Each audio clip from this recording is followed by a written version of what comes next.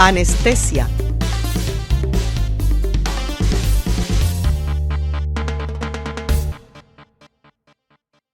Antes de abordar cualquier tipo de tratamiento dental, será necesario realizar una correcta técnica anestésica. Para ello, es necesario conocer qué terminaciones nerviosas debemos bloquear, así como de qué forma debemos hacerlo. Para conseguir el adormecimiento de la zona de trabajo, emplearemos técnicas de anestesia local con la inyección de distintos fármacos, entre los que destacamos 3: la articaína, la lidocaína y la mepivacaína. Además, estos fármacos pueden utilizarse o no en combinación de alguna sustancia vasoconstrictora, como es la adrenalina, de manera que en función de las características del paciente y del nivel de anestesia que queremos conseguir, emplearemos uno u otro tipo.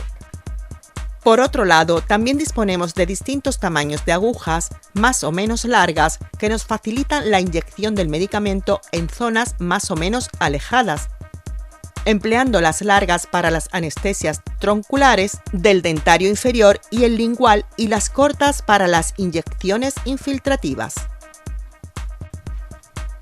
Una vez decidido el tipo de anestésico que utilizaremos, lo introduciremos en el interior de la jeringa.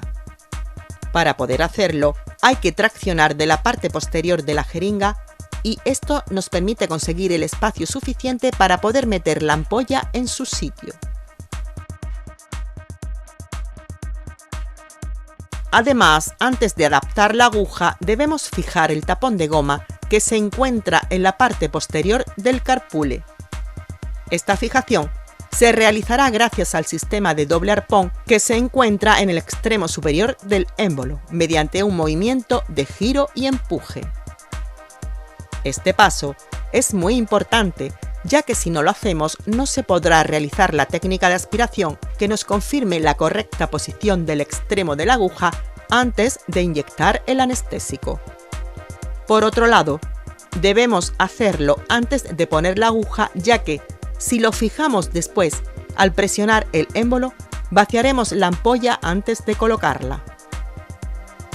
Hay que saber qué tipo de mecanismo de fijación tiene la jeringa que estamos utilizando, ya que no todos son iguales.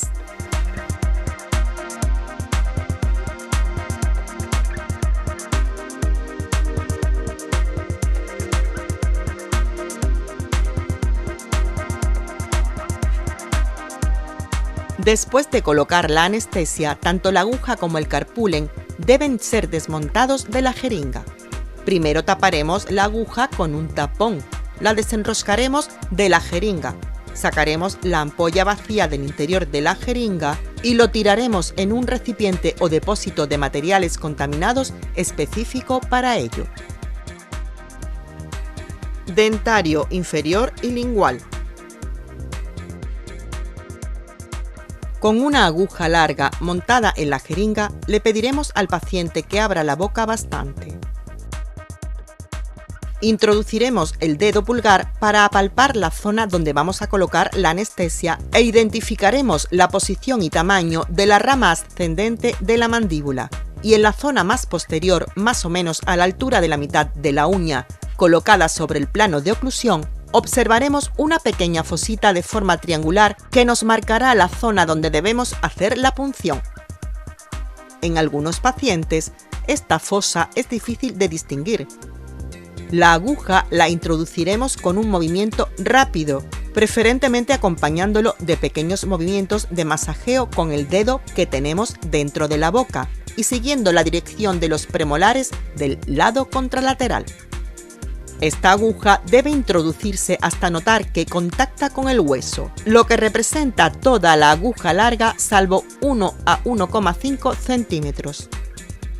Una vez que hayamos tocado el hueso, retiraremos ligeramente la aguja y aspiraremos para confirmar que no vamos a introducir el anestésico en un vaso sanguíneo.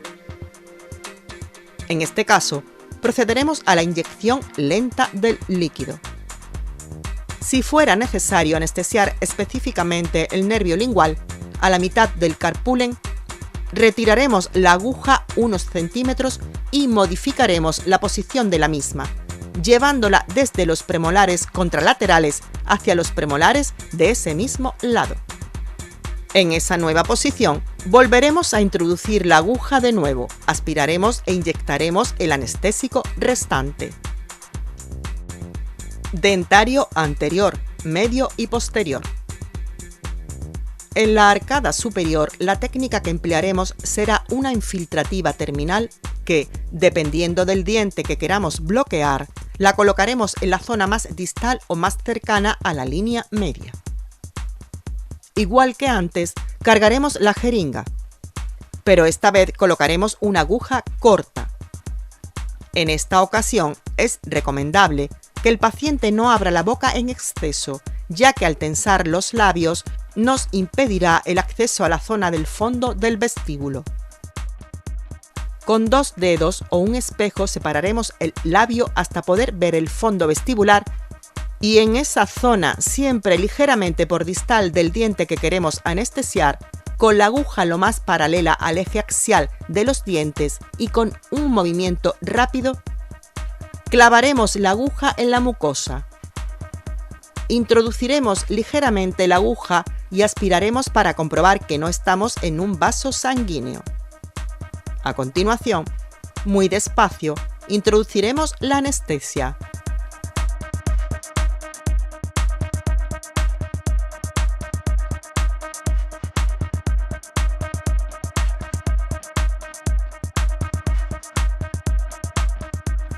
En la zona anterior, donde la inyección es especialmente dolorosa, se recomienda colocar previamente a la inyección una bolita de algodón impregnada en anestésico tópico unos minutos antes.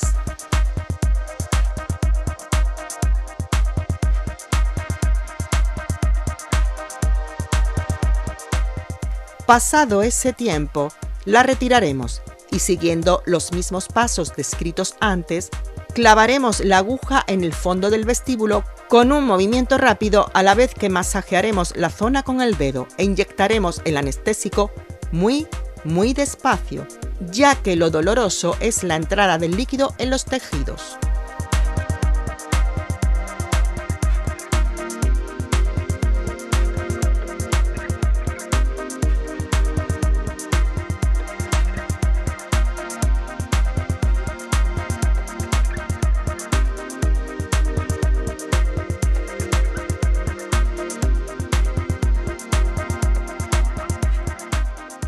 Nervio bucal. Este nervio discurre por el fondo vestibular de la arcada inferior a la altura de los molares. Solo será necesario bloquearlo en aquellos casos en los que se ve implicada la encía de esa zona.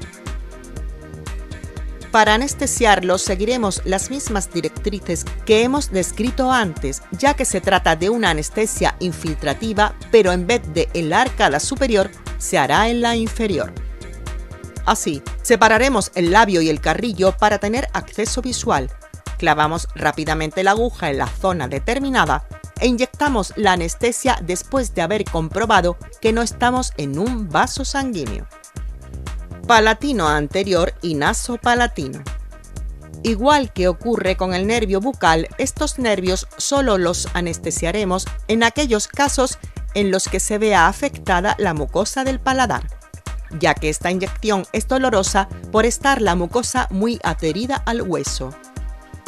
Con una aguja corta en la jeringa la clavaremos en la mucosa palatina, en la franja próxima al cuello del diente ligeramente por distal.